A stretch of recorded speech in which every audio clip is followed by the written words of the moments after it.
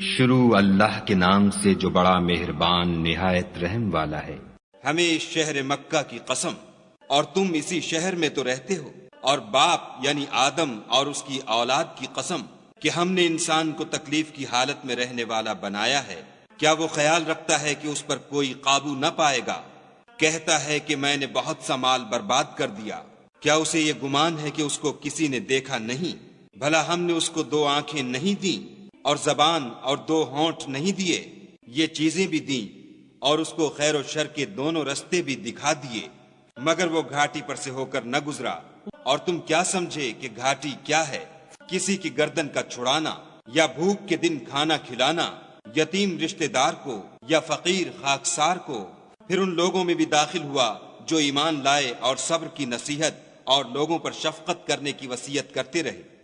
یہی لوگ صاحب سعادت ہیں، اور جنہوں نے ہماری آیتوں کو نہ مانا وہ بدبخت ہیں۔